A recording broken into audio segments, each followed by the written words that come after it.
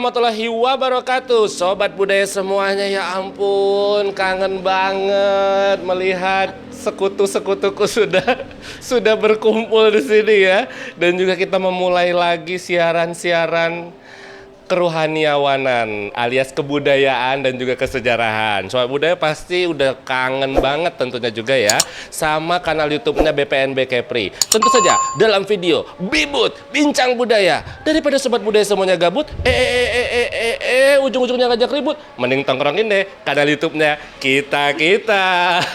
Iya enggak? Iya enggak? Iya enggak? Oke. Oke enggak aku? Oke banget. Sebagai pemula itu oke banget, oke Mbak banget Titin. Coba udah semuanya.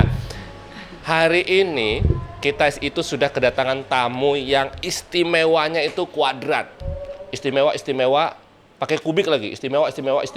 Pokoknya itu wah, istimewanya itu banyak banget. Karena apa? Karena telah hadir di tengah-tengah sobat budaya semuanya satu orang, the only one, yang dianya itu adalah seorang penulis kemaharajaan yang tinggi sekali itu ya. Maksudnya itu sangat mendunia ya. Nah, kita spill sedikit orangnya. Jadi, penulis ini dulunya itu adalah lebih tepatnya penulis skenario film layar lebar. Nah, sebelum menjadi penulis, beliau merupakan atau konsen di bidang asisten sutradara dalam pembuatan beberapa karya film. Apa aja nih filmnya yang sudah dibikin? Tentu saja beliau ini menulis kesukaannya sobat budaya itu apa? Dilan 1, Dilan 2, dan Dilan 3.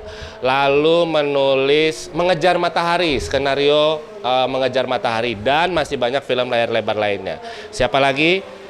Pasti searching ya di Google ya. Siapa lagi? Beliau adalah Mbak Titin Watimena.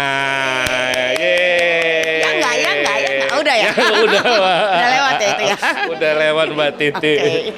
Aduh Mbak Titin, makasih banget udah datang ke BPNB Sama-sama, Kepri. terima kasih sudah diundang hadir ke sini.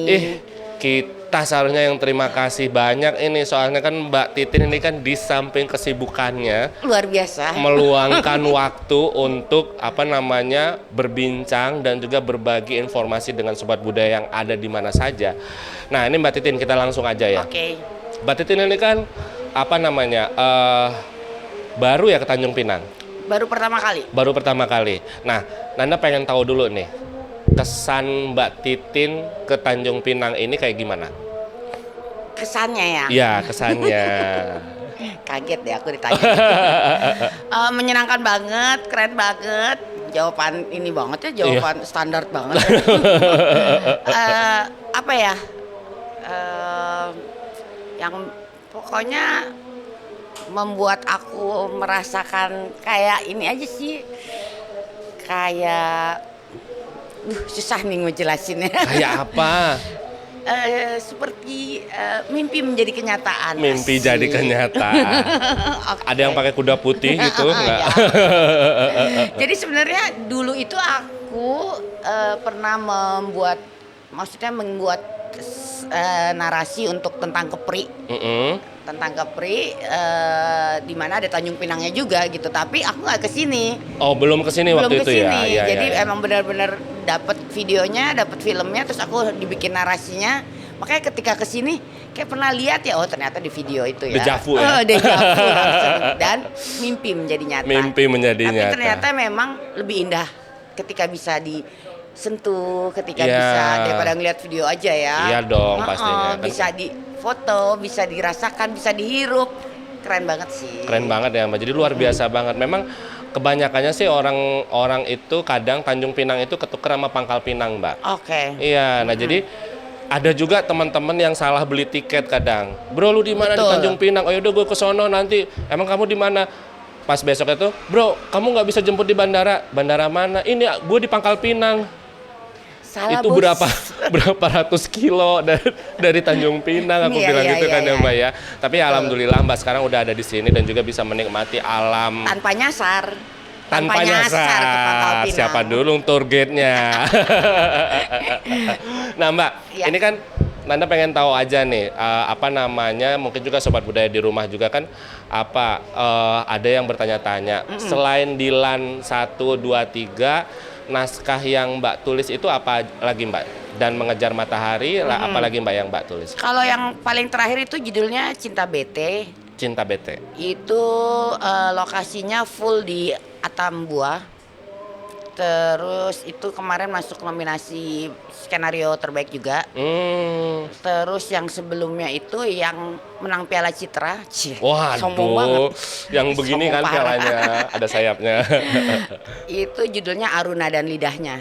Aruna dan Lidahnya. Itu menang di FFI 2018. 2018. Waduh, iya. luar biasa. Jadi gitu. Mbak Titin ini penulis skenario yang tunak di bidangnya dan juga berprestasi lagi sobat budaya. Nah, tapi kan kalau Laskar Pelangi Mbak juga yang nulis kan?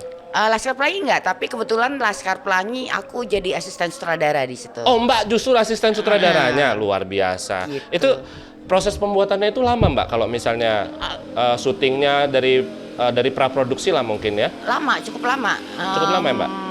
Kayak setahun tuh cuma nyari pemain aja kan, karena pemainnya kan memang sudah dikonsepkan dari awal harus pemain asli Belitung gitu. Jadi nyari pemain anak-anaknya aja kayak berbulan-bulan bahkan hampir setahun. Berbarengan dengan proses kalau nggak salah nulisnya juga selama itu, terus persiapannya aku aja sebagai asisten sutradara itu bolak-balik sampai berapa kali sebelum akhirnya syuting. Oh, ke Belitungnya itu? Iya, ke Belitung. Oh, berarti memang betul-betul risetnya habis-habisan. Iya, selalu gitu. Dari praproduksi terus ke produksi ya Mbak ya? Tapi kalau misalnya produksinya sendiri itu memakan waktu berapa lama ya? Syutingnya tuh kayak sebulan lebih sih, Sebulan lebih. Tentu saja kejar tayang ya Mbak ya? Maksudnya itu kejar target ya? Iya, karena ada schedule yang harus kita ikuti ya. Iya, gitu. iya. Yang aku inget sih memang 10 hari pertama hujan terus jadi agak-agak terhambat panik. ya Mbak ya, itunya. Oke. Nah Mbak, itu kan Laskar Pelangi tentu saja booming banget kan itu kan waktu itu. Jadi sobat budaya juga semuanya yang mungkin nggak keumuran pada waktu itu untuk nonton Laskar Pelangi, tapi gaungnya mungkin masih mendengar atau gemanya dari keberhasilan film Laskar Pelangi itu pasti sampai sekarang ini pasti masih mendengar. Iya. Dan juga persoalan juga yang diangkat itu kan relate banget sama kondisi zaman sekarang ya Mbak ya. Nah, sekarang ini kan Mbak kebetulan sedang membantu BPNB Provinsi Kepulauan Riau dalam melaksanakan satu program yang namanya Kanal Budaya Indonesia TV yang ditaja oleh Direktorat Jenderal Kebudayaan. Nah, jadi sobat budaya itu kan banyak nih UPT yang ada di UPT Kemendikbudristek yang ada di daerah dan semuanya itu dibantu oleh beberapa tim kreatif. BPNB Provinsi Kepri sendiri itu dibantu oleh Mbak Titin Watimena dan juga bersama tim Mbak Titin itu sendiri. Salah satunya ada produser penyelia kita itu Mas Tony. Mas Tony yang nanti bakal kita tanya-tanya juga ya, beliau itu salah satu orang yang berpengaruh juga nih di jagat film dokumenter ya, Mbak. Legend. Nah, kira-kira Mbak, kalau misalnya di di Indonesia TV ini kan dalam program BPNB Provinsi Kepri sendiri kan itu mengangkat tentang Gurindam 12 ya Mbak ya. Nah, apa sih kacamata apa yang Mbak lihat itu ketika Mbak menilai atau ketika Mbak melihat Gurindam 12 itu sendiri? Oke, jadi pertama ketika ditawarkan oleh Mas Tony untuk membantu mengadaptasi atau mengalihwahanakan Gurindam 12 menjadi audiovisual, itu aku langsung nggak pakai mikir sih, aku mau gitu karena padahal sebenarnya pengetahuan aku tentang Gurindam 12 itu masih minim banget. Cuman aku penasaran aja kenapa aku selalu mengingat kata-kata Gurindam 12 itu ya. Gitu. Berarti itu ada sesuatu yang dari kecil udah dikasih tau ke aku gitu. Kan kita belajar tuh di SD, Gurindam 12 apa contoh bahasa lisan atau apa gitu kan. Tapi kenapa itu terus teringat sampai sekarang? Nah, aku pingin coba ya apakah aku bisa memaknai ingatanku dengan terlibat di sini gitu. Jadi selama ini kan aku melihatnya Gurindam 12 itu terkesan di aku ya pribadi itu ya bahasa teks kan. Iya. Bahasa teks. Kemudian sekarang dalam perjalanan ke sini terus udah melakukan riset selama 2 hari ini, bertemu dengan orang-orang, dengan ahli-ahlinya, itu ternyata juga itu merupakan bahasa tutur dan bahkan bisa banyak yang kemudian sudah menggubahnya atau mengalihwahanakannya juga gitu. Jadi ini aku semakin tertantang untuk menyajikan sesuatu yang beda tanpa mengkhianati Gurindam 12-nya sendiri. Tanpa mengkhianati Gurindam 12 itu gitu. sendiri. Ini kamu sering dihianatin kan, Wei? Enggak. Ya gimana kamu mau dihianatin orang kamu jomblo? Siapa yang sering dihianatin? Ijul ya? Jul, kamu sering dihianatin nggak, Jul? Enggak ya? Atau Agung? Hei, Gung, kamu sering dihianatin nggak? Itu penting loh, itu sama abang di garis bawahi loh, Kak, kata-kata Mbak Titin tadi. Tanpa mengkhianati Gurindam 12 itu sendiri. Tanpa mengkhianati maksudnya itu kayak gimana tuh, Mbak?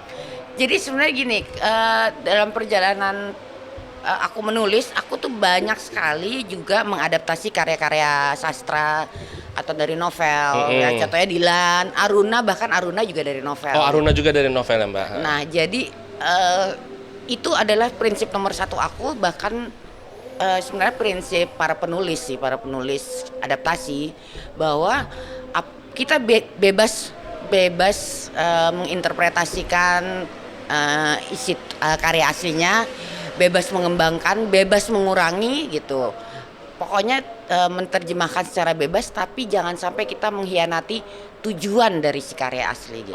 Jangan sampai beda tujuannya. Iya. Jadi itulah kenapa aku selalu ketika dalam proses mengadaptasi, ketika diizinkan untuk bertemu dengan penulis aslinya aku selalu nanya, waktu itu kamu nulisnya tuh tujuannya apa sih? Tujuan itu artinya kamu mau bicara apa, itu aja. Dalam satu kalimat aja kamu mau bicara apa, itu yang aku pegang. Jadi mau aku kembangin kemanapun itu jangan sampai berubah. Iya. Tapi kan kalau sekarang ini kan ada konteks, maksudnya itu ada kondisi yang beda. Iya. Kalau misalnya karena teks ini kan dikarangnya itu kan, maksudnya itu digubahnya itu di abad-abad 18 ya, Mbak ya. Iya. Itu ada kesulitan tersendiri nggak, Mbak? Ya kita harus bertemu dengan itu dia ahlinya yang mengetahui tentang sejarahnya. Terus ceritanya gimana, terus yang sudah kayak apa isi Gurindam 12 sudah menjadi nafasnya dia gitu. Kita harus bertemu dengan orang-orang seperti itu. Dan terima kasih kepada Bapak dan teman-teman Bapak sekalian yang membantu mempertemukan saya dengan para. That's kan my pleasure. My pleasure. My pleasure. Terima kasih banyak. Sama kasih Mbak Titin. Gitu, jadi menyenangkan. Tapi kalau misalnya ini Mbak, boleh dong di-spill sedikit sama Sobat Budaya yang saat ini ada dimanapun. Ini kira-kira nih Mbak, kira-kira ini mau digarapnya tuh kita tuh dalam apa gitu kan? Nanti jadinya tuh apa gitu kan, biar penasaran sedikit tuh. Pokoknya berarti akan ada, karena Gurindam 12 akan ada 12 semacam video klip kali ya, 12 video klip yang tidak melulu diisi oleh lirik-lirik atau lantunan, tapi bisa juga bentuknya sudah bentuk interpretasi kita gitu. Jadi bisa tarian, bisa teater, dan kita sebar di lokasi-lokasi yang menarik di Kepulauan Riau. Gitu. Jadi akan ada 12. Ada 12 episode. Iya. Satu lusin.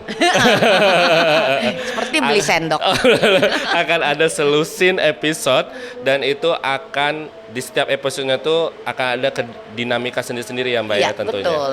Ada bentuknya masing-masing, bisa menjadi tari, bisa menjadi teater mungkin dengan Mbak nafasnya Gurindam 12. Dengan nafasnya Gurindam 12. Sesuai dengan interpretasi ya Mbak ya tadi ya. Sesuai dengan interpretasi. Gila, luar biasa ini. Emang beda ya kalau pikiran penulis-penulis terkenal itu ya. Kenapa sih suka beda kayak gitu? Kenapa sih Mbak kok mikirnya suka beda sih? Ngangguk aja dari tadi. Iya. Ngangguk. Dia ngangguk itu meriksa audio Mbak. Kenapa sih Mbak kok bisa mikirnya beda-beda gitu? Maksudnya tuh suka eye catching, apa sih brain catching ya berarti ya kalau itu? Kenapa suka brain catching sih? brainstorming tuh dijawab. Badai di dalam kepala ya, di dalam otak. Kenapa Mbak? Ya, maksudnya gini sih, lebih ke aku rasa dari sebuah karya asli apapun itu pasti para pembacanya atau para penikmatnya pasti ketika membaca itu punya bayangan sendiri-sendiri gitu. Begitupun aku gitu kan, begitupun aku dan tim aku. Tapi supaya lebih bervariasi, makanya proses riset tuh sangat diperlukan gitu. Yeah. Jadi aku tahu isi kepala kamu ketika mendengar Gurindam 12, aku tahu isi kepala orang-orang sekitarnya, apalagi penduduk asli sini gitu kan. Yeah. Jadi itu yang ku coba jahit dan semoga tidak meleset. Gitu. Mantap sekali. Nah, di luar Gurindam 12 sendiri Mbak, ini kan Mbak kan sudah banyak sekali terlibat dalam proses-proses industri kreatif yang apa namanya, yang kebetulan Mbak sendiri juga sudah mempunyai polanya ya Mbak ya. Risetnya, apanya, mungkin bahkan pasti kalau kayak gini nih pasti kayak gini nih nanti ini. Jadi istilahnya udah punya meja caturnya sendiri bagaimana dalam mengolah satu karya agar karya itu bisa apa namanya match untuk semua yang menikmati atau semua yang terlibat. Nah, kira-kira nih Mbak, proses kreatif apa yang waktu itu Mbak tuh paling susah banget gitu? Susah banget yang Mbak lewatin tapi hasilnya tuh oke gitu maksudnya tuh gitu. Itu apa Mbak? Bagi Mbak ya maksud saya. Apa itu Mbak? Apa ya, sebenarnya proses kreatif mengadaptasi apapun lebih susah sih daripada idenya datang dari aku atau kita sebut original ya. Itu lebih susah karena biasanya kan yang kita adaptasi karya-karya yang sudah populer, di mana punya die hard fansnya sendiri gitu. Nah itu yang kadang-kadang membuat aku jadi punya membatasi diriku sendiri, jangan sampai itu aja ada ketakutan takut misalnya gitu pembaca novelnya nanti marah nggak ya gitu harusnya kan nggak perlu tapi itu otomatis terjadi sih, ada ketakutan itu. Jadi aku selalu bilang proses mengadaptasi atau mengalihwahanakan itu selalu jauh lebih sulit daripada karya original ide sendiri gitu. Karena kalau ide sendiri kan bebas gitu, apalagi ketika bicara tentang budaya kayak Gurindam 12, aduh itu agak-agak serem sih gitu kan kalau salah sensitif gitu. Jadi emang proses risetnya harus benar, harus tepat, dan kita tidak, ya manusia kan pusatnya salah ya gitu. Jadi kayak kantor ada pusat. Tidak sempurna tapi semoga bisa paling enggak tidak ada pihak-pihak yang sakit hati ketika nanti menontonnya. Betul. Jadi semuanya bisa enjoy, menikmati dan juga reflektif mungkin ya Mbak ya. Jadi sobat budaya semuanya, itu yang paling penting kata Mbak Titin tadi. Memang ketakutan itu katanya ketakutan itu manusiawi ya Mbak ya. Siapapun mempunyai ketakutan, dan juga manusia itu adalah pusatnya kesalahan. Jadi ya kita nggak bisa memaksa apa namanya satu buah karya itu harus dapat memuaskan semua orang, hasrat si penonton itu gitu. Kita karena tidak bisa memuaskan semua orang. Iya, karena yang bikin karyanya sendiri bukan alat bukan untuk memuaskan gitu ya maksudnya. Wah itu pakai tit kayak gitu ya. Jadi sama budaya semuanya. Sebetulnya masih banyak yang pengen kita obrolin sama Mbak Titin ini. Salah satunya adalah ini pertanyaan terakhir untuk Mbak Titin. Ini kan ini kan tadi kata Mbak tadi kan proses adaptasi. Nah, kita boleh dong di-spill sedikit nih. Kalau misalnya karya ori yang Mbak bicarakan tadi itu. Karya ori apa yang Mbak tulis tapi Mbak sendiri apa namanya ya? Maksudnya tuh aduh ini kayaknya nggak tuntas deh, belum tuntas deh. Padahal itu udah rilis kah atau apakah? Banyak sih, banyak. Banyak ya Mbak? Banyak. Apa contohnya Mbak itu? Aduh, apa ya? Nah ini nih saking banyaknya nulis nih. Pokoknya intinya gini sih, memang aku menganggap sebuah karya itu tidak selesai, banyak tidak selesai, which is akan aku selesaikan di karya berikutnya gitu. Jadi umpamanya aku merasa membuat kesalahan di sebuah karya, bukan berarti terus aku berkutat harusnya gue giniin ya di karya A, harusnya gue giniin, enggak. Itu akan aku lakukan nanti di karya B gitu. Itu sih. Jadi nggak pernah ada yang menganggap satu karya, ya setiap karya kita anggap belum selesai tapi yang kita selesaikan di karya berikutnya. Jadi gitu. apa itu seolah-olah tips untuk membuat satu karya itu lebih baik, Iya, lebih betul. baik lagi, luar biasa. Mbak Titin ini farmnya Manado ya, Titin Wati Mena itu? Ambon. Oh Ambon, bisa nyanyi dong. Nggak bisa kan? Bisa Udah tahu nyanyi. nggak bisa. Pasti nanya. Loh, kalau Ambon itu kan genetiknya kan musik. Saya nulis aja. Oh nulis aja ya, nulis lirik ya, lirik lagunya ya, Iya. yang ngarang lagunya. Nanti saya bikinin lirik buat Anda ya. Oke sih. Liriknya untuk lagu BPNB ya Mbak ya? Iya. Oh, iya, iya. Mars kok Mars. Mars. mengejar Mars. Oh, itu mengejar Mars. Oke Mbak Titin, makasih banyak. Makasih banyak. Sudah hadir dan juga sudah berbagi dengan Sobat Budaya. Semoga Mbak Titin sehat selalu dan juga semoga karya-karya Mbak Titin selalu dapat dinikmati oleh orang banyak dan juga Amin. selalu dapat membawa nama bangsa kita ini menjadi lebih ke depan lagi. Amin. Siap Sobat Budaya semuanya, demikianlah kita sudah ngobrol panjang kali lebar dengan Mbak Titin Wati Mena. Jadi buat Sobat Budaya semuanya, kalau misalnya ada pertanyaan-pertanyaan lanjutan, boleh Sobat Budaya semuanya tulis di kolom komen. Dan juga kalau misalnya Sobat Budaya pengen nih Mbak Titin Wati Mena dihadirkan lagi dalam bincang budaya kita untuk membahas subtopik-subtopik penting tentang atau yang berkaitan dengan kepenulisan, adaptasi tulisan, adaptasi cerita dan lain sebagainya, boleh komen di kolom komentar. Jangan lupa juga buat Sobat Budaya semuanya untuk follow Instagram kita di @bpnbkepri. Dan jangan lupa juga buat Sobat Budaya semuanya yang belum mensubscribe kanal YouTube BPNB Kepri, ayo cepetan. Kalau nggak cepet, lambat juga nggak apa-apa. Tapi yang penting subscribe. Dan jangan lupa share ke kawan-kawan dan juga keluarga Handai Taulan semuanya, agar Sobat Budaya semuanya dapat menerima informasi paling update dan terkini dari kanal atau media sosialnya BPNB Kepri. Oh jangan lupa juga untuk follow Instagramnya Mbak Titin Wati Mena di @tinut. Aku curiga nih Sobat Budaya, Mbak Titin ini sebetulnya Ultraman. Kok Ultraman? Iya, karena kalau misalnya udah capek pasti bunyi tinut. Pagerku berbunyi loh. Di @tinut. Jangan lupa untuk follow Instagramnya Mbak Titin Wati Mena ya, atau nanti bisa klik di deskripsi yang ada di bawah ini. Nah buat Sobat Budaya semuanya, tentu saja nanti kita kembali lagi di kanal YouTube BPNB Kepri, tetap dalam video Bibut Bincang Budaya. Daripada Sobat Budaya semuanya gabut, ujung-ujungnya ngajak ribut, mending tongkrongin deh kanal YouTube-nya kita. Iya enggak? Wabillahi taufiq wal hidayah. Wassalamualaikum warahmatullahi wabarakatuh. Sobat Budaya semuanya, salam budaya. Salam budaya. Budayamu, cintai negerimu, cinta